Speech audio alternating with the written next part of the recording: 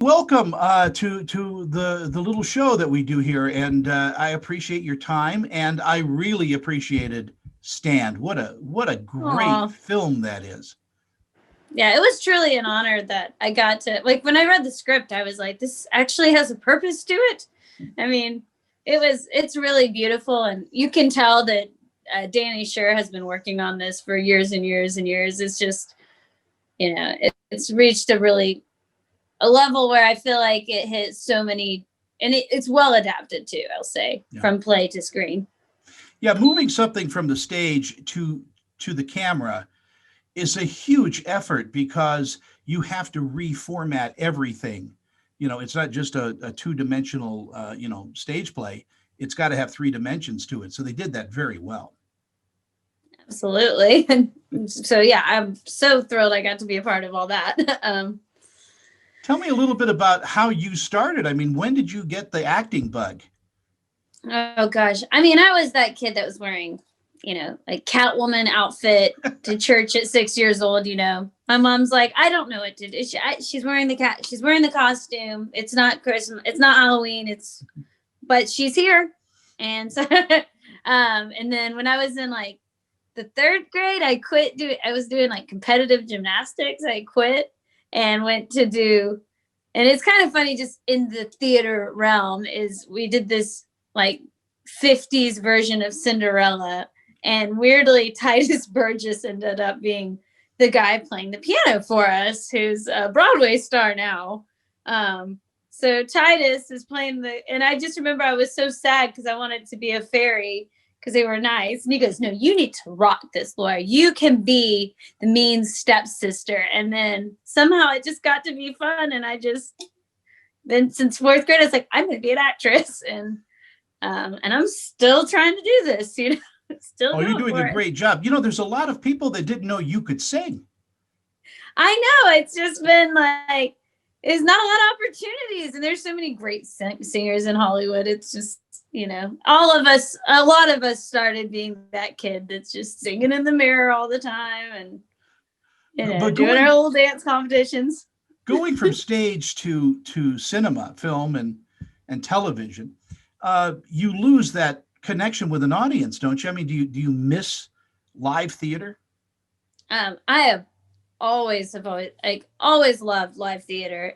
Because I mean, there's the connection with the audience that I love, and then I also love that there's always something surprising about it. And it's like you've rehearsed so many times that you're probably sick of it at this point, but then you get on stage and it feels brand new. So it was really neat to get to work with all these people that, like, especially Danny, and then we had the original Rebecca in the movie that was from the play. She's has a cameo behind. She plays behind me in the her name's Catherine. She's right behind me in the sewing scene. And I mean, she's phenomenal. She's a phenomenal performer. So it was great to be reconnected with some fellow like thespian type people. I just chatted with Robert, your director, and he told me that you and Marshall Williams had instant chemistry. Are you guys still friends? Well, I guess with him being up in Canada, we haven't been able to talk a whole lot. I feel like the COVID has kept us all apart, but he's just a really fun guy, and he's got all these crazy stories of like when he went to Hollywood in a van that he like constructed himself and was like playing guitar out of his van and booked Glee. So it was pretty easy to strike up a friendship, and then the on-set romance, it's all a little fictional, but I mean, he's a good-looking guy. You're not gonna have a little, he's cute. What can we do? Why not? Everybody's young. Right? But the romance between Stefan and Rebecca is timeless. It is a beautiful, beautiful love story. Absolutely. And I think that that's something that Marshall and I both connected to as, from our generation, is just being honest with the fact that there's no time period in which you're ever going to be able to pick who you're going to become friends with, and I think, being in this millennial generation, things kind of started slightly not segregated, but things were like, oh, well, certain people shouldn't be married to each other. And then right before our eyes, the whole paradigm shifted. And we're like, of course not. Of course there should be no, anybody who loves each other should be able to be together. And so I think they were definitely a great representation of that. And based on the Romeo and Juliet storyline. In any production, any film, there's always stepping stones and all of that. But overall, was it a joyous experience? Was it a lot of hard work? It's kind of a mixture of that, where sometimes we would have to be up really late, and they'd add a scene in there that we weren't sure we needed, but then at the end of the day, we're glad we got it. And everybody had such a good attitude, like, all right, well, we would like to go to bed now, but we don't have to. And so it was a great professionalism, and just people understanding how, I think everybody felt like how important it was to go ahead and tell the tale of these immigrants that marched 100 years ago, Yeah. Did you learn anything new about all of this? Was it something you had already known?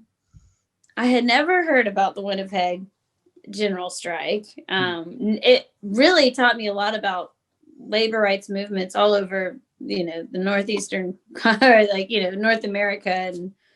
But I had never, I didn't really know much about Winnipeg. I had a friend that was from there, and she'd always just refer to it as the Pegs, and I just didn't know what it was, and then it was just such a great, very tight-knit community over there. There's a lot of pride in that area and community. And so, and people are like, oh, the French Canadians, you can't fit in. And I'm like, actually, it was very, they were very welcoming. And it was fun to explore that area, and we were at the site of a lot of where it actually happened. So that was great. Yeah, so it was, it just felt like sometimes like they were just, the souls of the past were just being heard again. As we kind of wind down our little chat here, and again, thank you so much for your time. Do you have an eye for jumping behind the camera and directing a little bit? I love writing and I like producing, but as far as directing goes, I have to say I'm a little scared of that. That is a lot of decisions to make, and I'm one of those people that I'm like, I can't make a decision unless somebody tells me another decision, and then we can make a decision together. But and you have a project you've been working on, the Asphalt Jungle. Oh, the Asphalt Jungle, that one has not yet gotten off the ground, but my friends and I recently released Trapdoor at the Edge of the Universe. Really? And that was kind of it's sort of a joint project where I didn't write or direct it, but I think I have like a small producing credit in it. And we all just took 2 weeks off of our jobs and we're like, let's make this really random movie.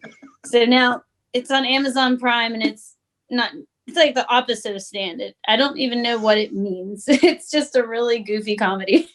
Well, it's an outlet. Right now during this time when we're all suffering from COVID, it's great to go out and be able to shoot something and breathe a little bit. That's what production's all about. As long as you're safe, just stay safe. Absolutely. Laura, it's a pleasure and an honor to talk with you. I can't wait to catch up with you on the next one. And the movie is Stand. I think audiences are going to love this. I talked to Robert, and we both kind of agreed that this is kind of a continuation of Fiddler on the Roof.